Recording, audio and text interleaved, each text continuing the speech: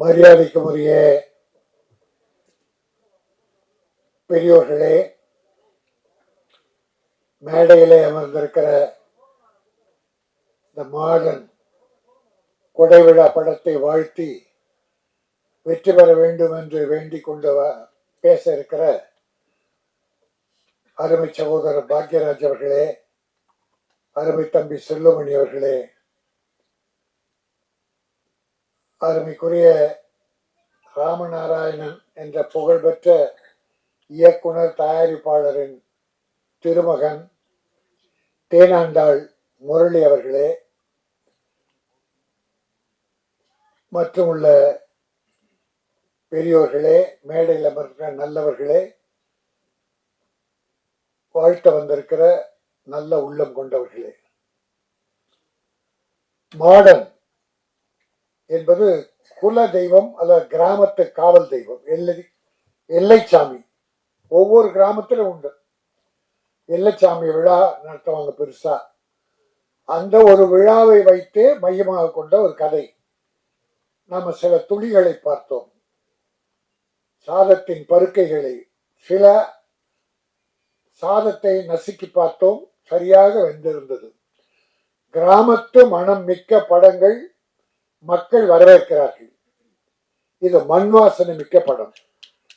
அது ஒரு திருவிழா, தமிழ் பாரம்பரியம், தமிழக மக்களின் பழமையை மறக்காது இயக்குனர் தங்கபாண்டியன் அவர்கள் மிக அற்புதமாக சொல்லிருக்கார்.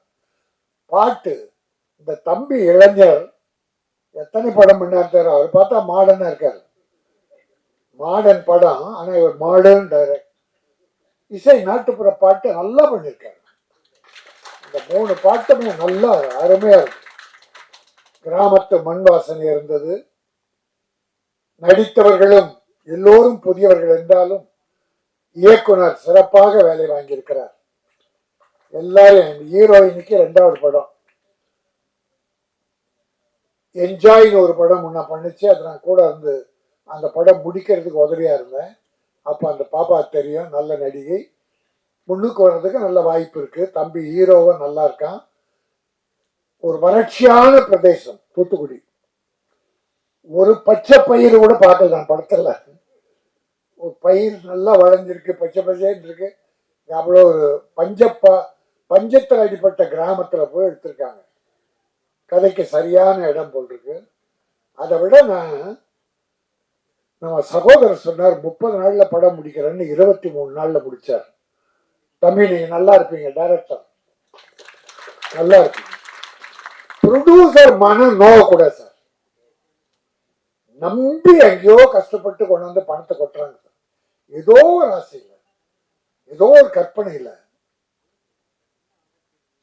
அவங்க கொண்டாக்க படத்தை சில பாவிங்க, சிலர் எல்லாரும் இல்லை, அதாவது ஒரு 60-70% தயாரிப்பாளர் நல்லா இருக்கணும்னு கேமரா முன்னால் நின்று சின்சியரா பண்ணி கொடுக்குறாங்க. சின்சியரா, சிக்கனமா, அழகா படம் எடுத்து கொடுக்கறாங்க. ப்ரொடியூசர் நல்லா இருக்காரு, டைரக்டரும் நல்லா இருப்பாரு. அப்படிப்பட்ட டைரக்டர் நல்லா இருப்பாங்க.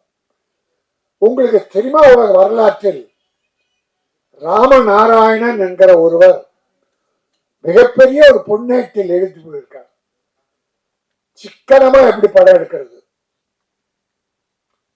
அதாவது சார், ஒரு 5 டீம் ஒர்க் பண்ணு சார்.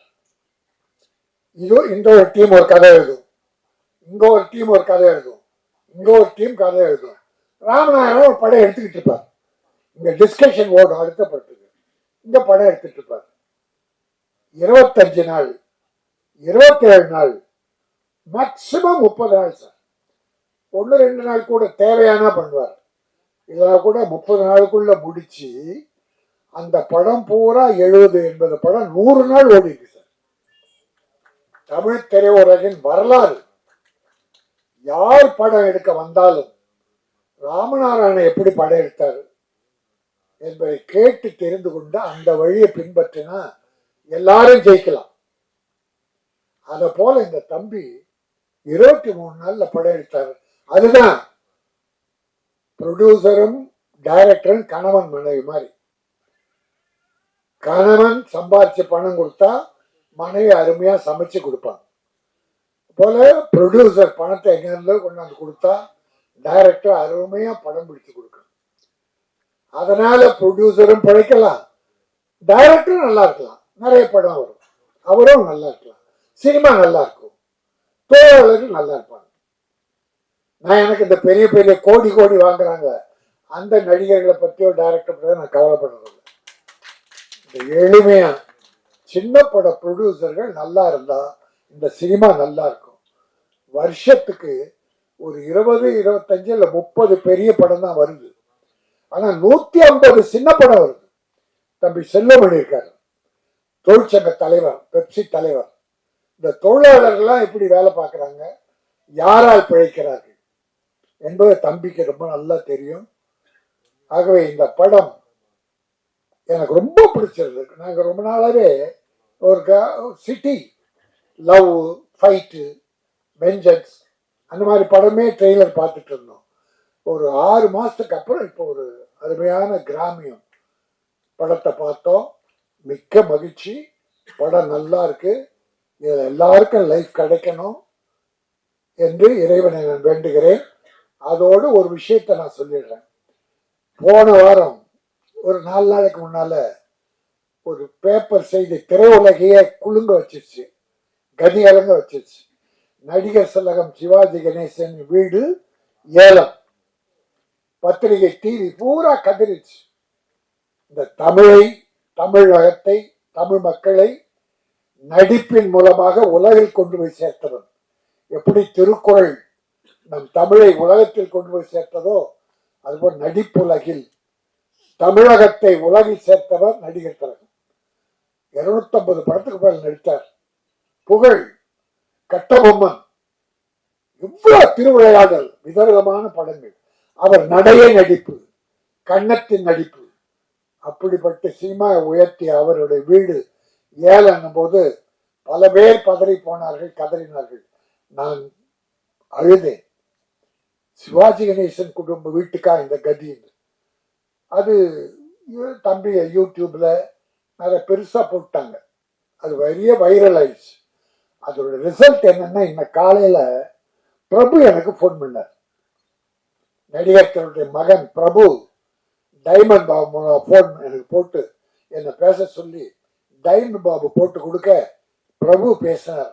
அண்ணே, உங்க பேச்சை கேட்டு நான் அழுதுட்டேன். எங்க அப்பாவுக்கா இப்படி ஒரு பேரு ஏலம்னு வரணும் அப்படின்னு நீங்க பேசுறது அழுதுட்டேன்னு அவர் சொன்ன வார்த்தைகள். ஆனா இதுல உண்மை பாதிதான். என்ன, அந்த வீடு அப்பா என் பேர்ல எழுதியிருக்காருன்னு, பிரபு பேர்ல சிவாஜி எழுதியிருக்காராம். இதை எப்படியோ மாற்றி என்னமோ பண்ணியிருக்காங்கன்னு அதெல்லாம் நான் சொல்ல விரும்பல. குடும்பத்துல ஏதோ தப்பு நடந்துருச்சு, அதனால ஏலம் போகாதுன்னு நடிகர் திலகத்தை நீங்கள்லாம் வணங்குகிற நடிகர் திலகம் சிவாஜி கணேசன் வீடு ஏலம் போக விட மாட்டேன்னு, அது என் பேர்ல தான் இருக்கு என்ற ஒரு நல்ல செய்தியை காலில் சொன்ன உடனே என்னை ரொம்ப மகிழ்ச்சி அடைந்தேன். அதுல சினிமாவில் ரொம்ப நாளைக்கு அப்புறம் ஒரு பிரம்மாண்டமான ஒரு பூஜை. இந்த காலையில என்னுடைய மைத்தனன் ஐசரி கணேஷ் மூக்குத்தி அம்மன் 2ன்னு ஒரு படத்துடைய பூஜைய அந்த பிரசாத் ஸ்டுடியோல, அதான் வரலாறு காணல, மிகப்பெரிய அளவில் ஏதோ செல்வமணி எல்லாரும் வந்திருந்தாங்க. அற்புதமா நடந்தது. திரையுலகம் மறுபடியும் மலர்ச்சி பெறுகிறது என்கிற ஒரு எண்ணத்தை எனக்கு ஏற்படுத்தியது. ஏன்னா அப்படிப்பட்ட விழாக்கள்லாம் நடந்த ரொம்ப காலம் ஆச்சு. எல்லா தயாரிப்பாளரும், எல்லா டைரக்டரும், எல்லா ப்ரொடியூசரும் வந்திருந்தாங்க. ரொம்ப காலம் ஆச்சு நாங்க பார்த்து. அதுல பெரும் மகிழ்ச்சியோடு காலையில இருந்திருக்கேன். அந்த மகிழ்ச்சியோடு இந்த படத்தை வாழ்த்துகிறேன். மாடன் கொடை விழா ஒரு பெரும் மழை விழாவாக, மண் வாசனை மிக்க விழாக, தமிழ் மக்களை மனதை கவருகிற, போட்ட பணத்தை திருப்பி கேப்டன் எடுக்கிற வெற்றி படமாக அமைய வேண்டும் என்ற வாழ்த்தி விடைபெறுகிறேன். நன்றி, வணக்கம். அடுத்தது அவங்க விருப்பப்படி படிக்கணும். அதனால முதல்ல கைத்தறி தமிழ்நாட்டில், அப்புறம் தேவைப்பட்டா முரளிக்கு மட்டும் இதை போடுறேன். நான் ஒரு வேண்டுகோளை வச்சு என் தம்பி முரளி